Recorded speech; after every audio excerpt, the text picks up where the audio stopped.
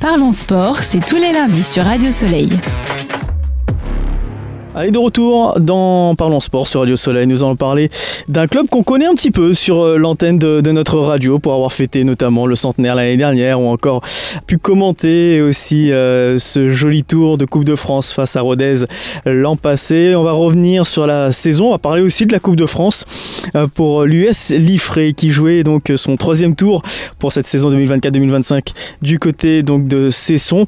On va y revenir justement sur ce match et cette élimination malheureusement avec son président Davy Lahotte qui est le nouveau président désormais donc à la tête de l'US Liffré. Bonjour Davy. Bonjour à tous. On va en parler justement de cette rencontre de troisième tour de Coupe de France. Tout d'abord pour revenir sur ce match, ça s'est joué à pas grand chose en fait cette rencontre. Oui, c'était. On est rentré là au troisième tour de Coupe de France. On aurait aimé avoir un tirage, on va dire, un peu plus favorable.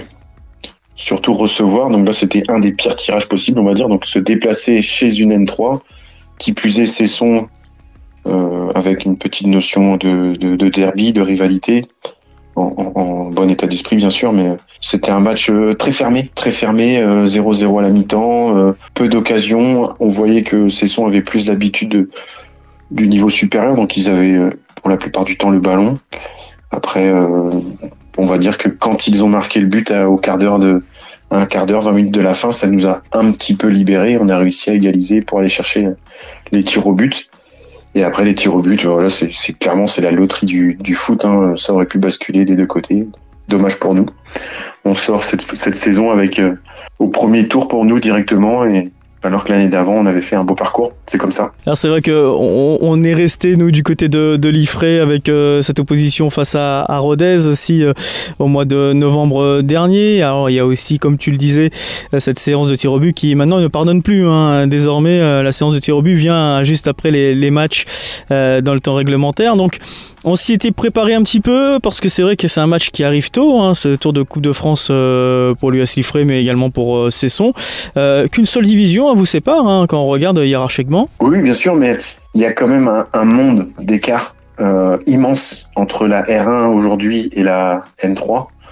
Même si Cesson a été en N3 et redescendu et remonté aujourd'hui en N3, même si leur début de saison est un petit peu compliqué, c'est pas pour autant que... Et en plus, on était chez eux, même s'il y avait beaucoup de Liffréens qui se sont déplacés pour voir le match, ce qui était fort agréable avec ce beau soleil.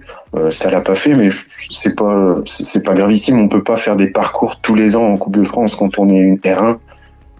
L'année dernière, vous l'avez dit, on a fait Rodez à domicile, une Ligue 2. L'année d'avant, on s'était fait sortir par une équipe hiérarchiquement inférieure. Et l'année encore avant, on avait joué une Ligue 2 également, Guingamp. Donc, si c'est une année sur deux qu'on joue une Ligue 2, moi je signe tout de suite.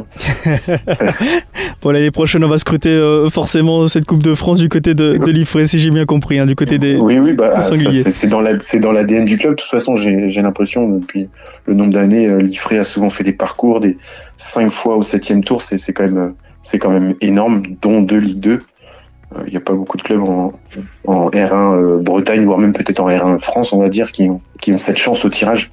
Et puis bien sûr, ce serait une belle ligne pour ce début de mandat, parce que Davy, on le disait, désormais, tu es le nouveau visage donc de l'US Liffré Football, après Christian Magnet qui est resté pendant quelques temps du côté de l'US Liffré.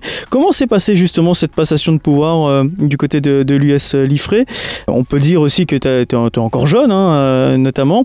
Quand on est dirigeant, il faut de la force vive, c'est sûr, mais du côté de l'expérience, toi tu connais bien le foot. Comment s'est passé justement ce passage de témoin entre Christian Magnet et toi? Je vous avoue qu'aujourd'hui, je me pose encore la question, mais vu que c'est tout récent, je prends ma nouvelle fonction au sein du club là officiellement depuis 2-3 mois, 3 mois juste avant l'été, même si on en parle depuis début d'année 2024. C'est passionnant, ça prend du temps, on est en train d'essayer de créer, on va créer une nouvelle dynamique au club, ça commence à prendre forme, c'est très intéressant, les gens suivent. On amène des nouvelles personnes, on amène de la mixité dans le bureau, dans le comité directeur, dans les staffs encadrants. Le plus dur, c'est de trouver des bénévoles et des dirigeants. mais j'en parle avec tous les clubs autour. Ils ont tous le même problème. Et aujourd'hui, le bénévolat se fait de plus en plus rare. Il est difficile pour les gens de donner de leur temps tous les week-ends, ce que je peux comprendre. Personnellement, j'étais dans le foot depuis toujours. J'ai jamais vraiment arrêté. Je suis de Brest. J'ai fait 10 années au Stade Brestois dans le centre de formation. Et après, on est arrivé avec ma femme dans le 35, où j'ai fait AS Vitré en tant que joueur pendant 2 ans, Fougères pendant 5 ans. Et j'étais censé jouer à l'US Liffré à l'époque avec Christian Magnet qui m'avait recruté en tant que joueur. Sauf que mon genou m'a dit d'arrêter, mon chirurgien également, donc je me suis retrouvé après le Covid à devenir dirigeant, passer de l'autre côté de la barrière, éducateur chez les jeunes, en plus de mon métier bien sûr, j'étais pas salarié.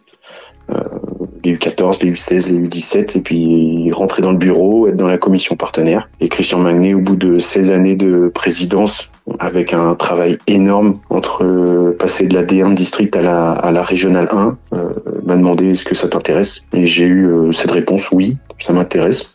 C'est fou peut-être, mais peut-être que dans un an je dirais j'ai été complètement fou, mais pour l'instant c'est très passionnant. C'est très passionnant, mais on sent aussi le poids des responsabilités de plus en plus maintenant sur les dirigeants de foot. On vous demande pas mal de choses, même si on sait que c'est très prenant, c'est très passionnant, mais on sait que c'est pas facile. D'autant plus quand on a un bon bilan aussi à tirer du côté de l'US Liffré.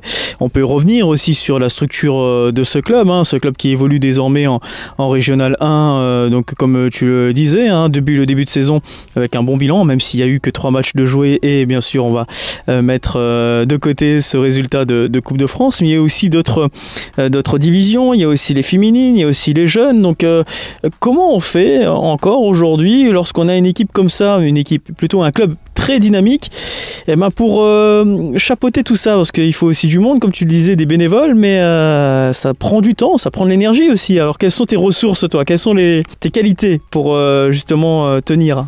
Moi, les 2 missions principales, quand j'ai accepté de prendre la suite de Christian, c'était de gérer la partie sportive, qui me plaît énormément.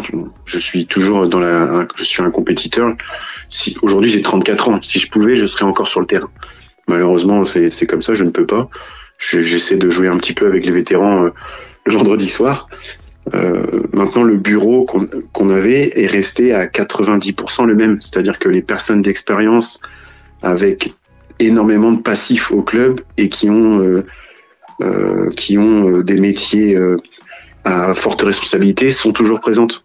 Donc, je ne m'occupe pas de tout, quoi. Je gère vraiment le sportif, et l'autre partie, c'est le partenariat et le mécénat qui m'intéresse, étant commercial de profession. Et c'est ça qui fait la force aussi de l'US Liffré, cet esprit d'équipe aussi, entre les équipes de dirigeants, tout le monde va dans le même sens. J'ai vraiment bon espoir pour que ce que tu me dis est vrai, et je le vois au quotidien et surtout le week-end. Il suffit de se mettre le samedi et le dimanche au foyer, là où gravite le lieu de vie principal.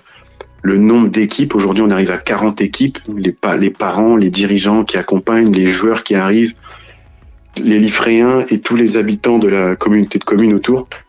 C'est vraiment une vraie ville en fait, un club. Aujourd'hui on arrive quasiment à 700 licenciés, on n'est pas loin du top 10 Bretagne.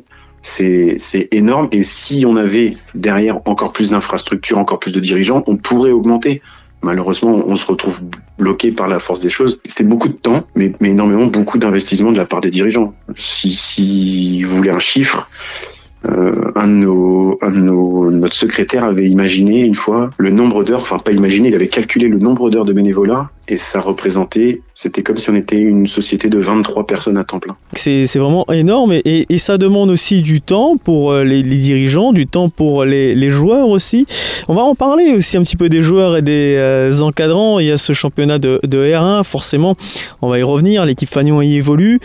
Quels sont les objectifs pour toi ? Qu'est-ce que tu as posé comme objectif aux gars du R1, et surtout, est-ce qu'il y a des ambitions peut-être pour cette saison, mais les saisons à venir, notamment, je reparlais de la refonte des championnats. Alors, aujourd'hui, avec la refonte des championnats, il y a énormément de descentes depuis 2 saisons, et cette saison également.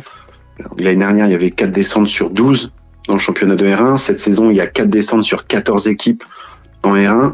il n'y a qu'une seule équipe sur les 2 poules qui peuvent monter, donc ça fait une équipe sur 28. Moi, je pense que sur une année de transition, il faut y aller doucement, il faut pas se brûler les ailes. On a un nouveau coach également, un nouveau staff pour la R1, on a beaucoup de nouveaux joueurs, donc il y a toute une dynamique à créer et puis un équilibre à trouver. La priorité, c'est pas d'aller chercher la première place de R1, au contraire, c'est de se maintenir, comme disent les entraîneurs, le plus vite possible. Et puis continuer à structurer, à faire progresser le club. Aujourd'hui, notre équipe B est descendue la saison dernière à la dernière journée. Si demain on est capable de faire remonter notre équipe B en R3, ce sera très bien parce que on travaille avec des éducateurs de qualité et nos jeunes progressent. Et aujourd'hui, quand nos jeunes progressent, il y a l'appel des clubs phares à côté. Bréquigny, Théarène, Vitré, Fougères, Cesson, Saint-Grégoire. Pourquoi nous, on n'arriverait pas à garder nos jeunes? Si vraiment le jeune est très très bon, ok, il peut aller jouer au niveau régional plus. Mais l'idée, c'est que s'il a envie de revenir un jour, ils choisissent pas, en fait, ils reviennent chez nous.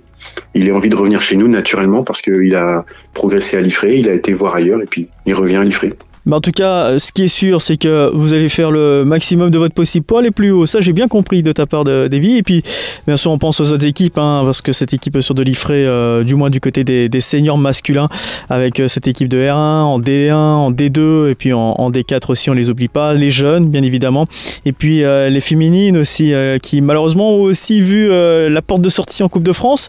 Mais c'est pareil, c'est un gros travail aussi, le foot féminin du côté de l'US Liffré. Bien sûr. Le foot féminin est en pleine expansion. Après, il faut pas aller plus vite que la musique. Au bout d'un moment, on arrive à pratiquement 100 joueuses. Il y a du travail il faut staffer les équipes, il faut trouver les créneaux. C'est toujours la même chose. On a un seul synthétique aujourd'hui. On a des terrains soccer. On est même obligé de faire jouer des équipes sur notre demi-terrain stabilisé. On arrive au max du max. Donc, on progresse.